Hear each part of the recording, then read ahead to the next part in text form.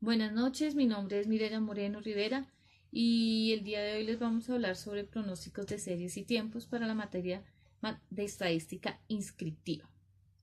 Eh, el ejercicio consiste en una serie de preguntas que teníamos que desarrollar, las cuales debíamos presentar en la tutoría anterior. Entonces iniciaremos pues con una de las primeras preguntas, la cual nos dice que cuál es el valor que tienen los pronósticos en el proceso de la toma de decisiones. Pues realmente el objetivo básico de un pronóstico consiste en reducir el rango de incertidumbre dentro de la cual se toman las decisiones que afectan a futuro un negocio y con él a todas las partes involucradas. Es decir, el pronóstico no puede sustituir un juicio de administración, pero puede influir en la toma de decisiones simplemente y ayudar en el proceso de la misma. Los pronósticos por lo general se emplean en el proceso de establecimiento de objetivos, tanto a lo largo como a corto plazo, constituyendo así las bases para el desarrollo de planes a nivel general y distintas áreas o unidades. Los planes basados en diseños de pronóstico no solo atenderán a aquellos, sino también establecerán estrategias y acciones que puedan contrarrestar o corregir o impulsar el mismo. El segundo ejercicio nos pregunta, nos dice, ¿con qué propósito aplicamos el análisis de series de tiempos a datos recolectados durante un tiempo? Entonces, pues con el propósito, que el propósito es identificar la tendencia, la estacionalidad, las variaciones irregulares o sea, es un complemento aleatorio. Un modelo clásico de una serie de tiempo puede ser expresado como suma o producto de tres componentes que son la tendencia estacional y un término de error aleatorio. Son innumerables las aplicaciones que se pueden citar para estas áreas de conocimiento. Pues entre ellas tenemos algunas como la economía, la física, la geofísica, la química, la electricidad, la demografía, el marketing y algunas las telecomunicaciones o el transporte. Para todas ellas podemos utilizar eh, estos datos recolectados. El 11.3 me dice qué beneficios proporciona la determinación de patrones históricos. Pues realmente los métodos de series de tiempos lo que buscan es identificar patrones históricos empleando el tiempo como referencia. ¿Para qué nos sirve esto? Pues nos sirve para pronosticar utilizando una extrapolación de estos patrones. Los métodos explicativos tratan de identificar las relaciones que conducen o nos dan resultados observados en el pasado y luego pronosticar mediante la aplicación de tales relaciones en el futuro. El siguiente, el 11.4, nos pregunta y nos dice cómo afectarán los errores en los pronósticos al gobierno de una ciudad. Pues después de lo estudiado y lo que hemos podido ver, yo podría decir que los métodos de pronóstico dependen de los patrones de tendencia y estacionalidad, por lo que es imprescindible identificar la etapa y los datos de la demanda histórica de los artículos para determinar qué tan significativos son sobre el periodo que buscamos estimar y así facilitar la elección del método cuantitativo. En algunos casos los analistas cometen algún error en esos pronósticos, puesto que el gobierno puede llegar a tener una crisis económica en la que la demanda y el PIB pueden superar la expectativa fijada en su plan de gobierno inicial. Ejercicio 11.2. Este nos pide identifique las cuatro principales componentes de una serie de tiempos y explique el tipo de cambio y el tiempo en el que se aplica. Entonces, existen cuatro componentes en una serie de tiempos, los cuales son la tendencia, la variación cíclica, la variación estacional y la variación irregular. Entonces, pues procederemos a explicar cada una de ellas. Entonces, la primera es la tendencia secular o la variación secular. Estas son tendencias a largo plazo, sin alteraciones en el tiempo.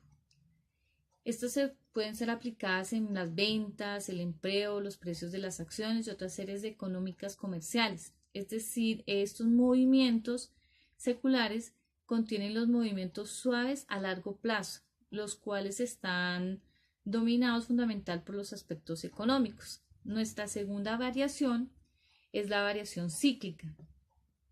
La variación cíclica es un componente de una serie de tiempo, como su nombre lo dice, en un ciclo, de ascenso y descenso de una serie de tiempo, en periodos mayores, no mayores a un año. El componente cíclico es la fluctuación en la forma de onda alrededor de las tendencias. Afecta por lo general a las condiciones económicas. Los patrones cíclicos tienden a repetirse en datos aproximadamente cada 2, 3 o más años. Nuestra tercera variación es la variación estacional. Este componente estacional se refiere a un patrón de cambio que se repite a sí mismo año tras año. Es utilizada en este caso en series mensuales. El componente estacional mide la variabilidad de las series en una serie trimestral. Hay 4 elementos estacionales en una, o sea, una para cada trimestre. Y por último, la variación irregular es el cuarto cambio que ocurre en el análisis de las series de tiempos. Contabiliza pues la variabilidad aleatoria de una serie de tiempos ocasionados por factores imprevistos y no ocurrentes. La mayoría de los componentes irregulares se conforman de variabilidad aleatoria. Sin embargo, los sucesos impredecibles pueden provocar irregularidad en una variable. Pues estas son las 4 tendencias que en el momento estamos estudiando. El siguiente punto es, nos dice, ¿cuál de los 4 componentes de una serie de tiempos se utiliza para describir los efectos de ventas navideñas de una tienda departamental al menudeo? Se utiliza la variación estacional. Esta debido a que se emplea como patrón, ya que se repite año tras año. La 11,7 nos pregunta, ¿cuál es la ventaja de descomponer una serie de tiempos en sus 4 componentes? Pues primero la ventaja es que podemos separar una serie de tiempos en sus 4 componentes. Esta nos permite pues, visualizar de manera aislada los efectos particulares de cada componente en una serie original. La ventaja de poder separar los efectos de la evolución de las series, el análisis de los componentes nos permite inferir ciertas características en estas series y su evolución a través del tiempo. La siguiente nos pregunta, la 11.8, nos dice, ¿cuál de los 4 componentes de una serie de tiempos debería utilizar el Departamento de Agricultura de los Estados Unidos para descubrir un patrón climatológico de 7 años? Con base a las 4 variaciones que hemos visto, pues se utilizaría la variación irregular, debido a que esta variabilidad aleatoria es una serie de tiempos ocasionados en factores imprevistos y no ocurrentes. El siguiente es el 11.9. Este nos dice, ¿cómo explicaría una guerra en una serie de tiempos? Entonces, ¿cómo la explicaría? Pues primero, yo debo identificar y comprender el problema con el fin de proporcionar la información para la toma de decisiones. Segundo, pues identificaría las características del problema, el periodo de tiempo, el nivel de detalles, actitudes necesarias, etc. Tercero, pues examinaría los datos, los cuales me proporcionarían la gran información para pues así mismo generar nuestras estadísticas. Y cuarto, pues seleccionaría y aplicaría la técnica estadística para producir un pronóstico que sea preciso y conciso. El 11.10 me dice, ¿qué componente de una serie de tiempos explica el crecimiento y decrecimiento general de la industria del acero en los 2 últimos siglos?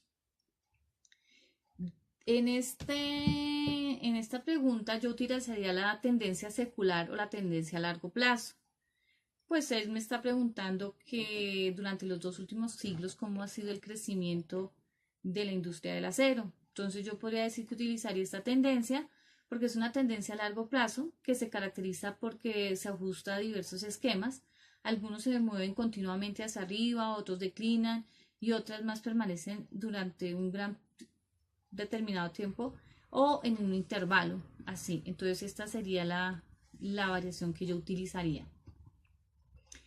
El 11.11 me dice que pues utilizando los 4 tipos de variación describa el comportamiento de los precios del petróleo crudo de 1990 a 2009. Entonces, pues haciendo un análisis, los factores que mayormente afectan al precio del petróleo en el mercado a lo largo del plazo son la oferta, la demanda y la época del año. Usualmente los precios del petróleo se acomodan a los precios de los patrones estacionales o a pesar de que se puede esperar que sea a un nivel general, los precios varían año a año de acuerdo con el nivel general de inflación o el tamaño de la demanda. Entonces, ¿cómo lo podemos representar? Pues, o se puede observar, pues por medio de gráficas de los tipos de variación, podemos identificar estos patrones de tendencia estacional y de variabilidad. Esta sería la forma como pues yo explicaría este fenómeno. Para la clase pues teníamos que desarrollar 2 ejercicios, de los cuales pues eran opcionales. Yo tomé entonces el ejercicio 11.16, en el cual me dice que de la siguiente tabla describe los precios del correo o la primera clase desde 1980 hasta 2009. En esta nos da pues una serie de datos, nos da el año, nos da el precio en centavos y por cada año nos da unos datos específicos.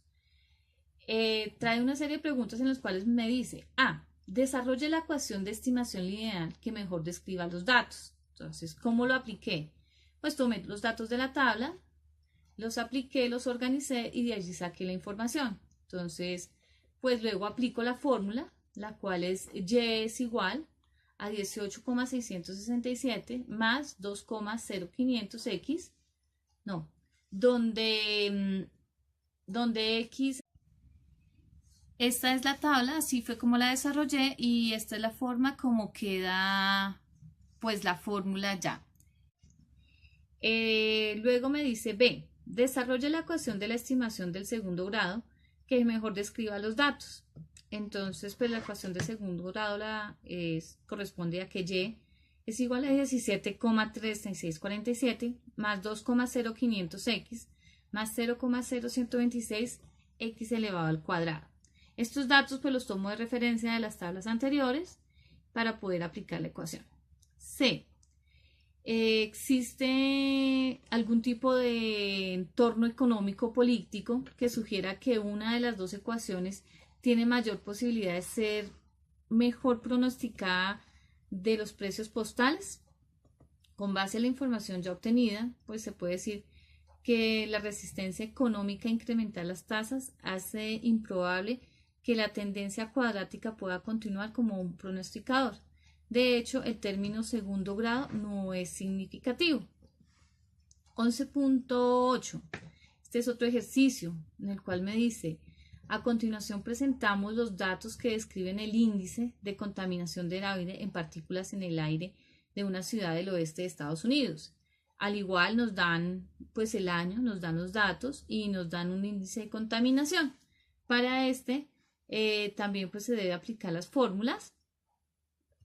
Entonces, en el primer caso nos dice nos pregunta, ¿qué ecuación de estimación lineal o de segundo grado proporciona la mejor predicción de los indicadores de contaminación de la ciudad? Entonces, para desarrollarlo, lo mismo apliqué los datos en una tabla y saqué la información que requería.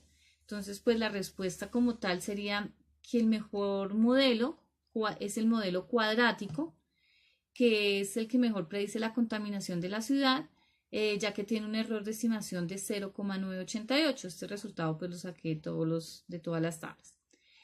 Después me dice, B, considerando el entorno económico, social y político, ¿cambiaría usted la respuesta del inciso A? Pues mi respuesta sería que no, pues no la cambiaría porque siempre se escoge el índice o resultado de R al cuadrado, que en este caso fue pues el 0,988, que fue el más alto. Y C, describa cómo las acciones políticas y sociales podrían cambiar la efectividad de las ecuaciones de estimación de su inciso A. Entonces, ¿cómo lo podrían cambiar? Lo cambiaría dependiendo de la actividad del año, que sería la variable independiente, en este caso que es X, dentro de la ecuación. Esa sería la forma como aplicaría este inciso. Espero que haya sido de utilidad pues toda la información. Gracias.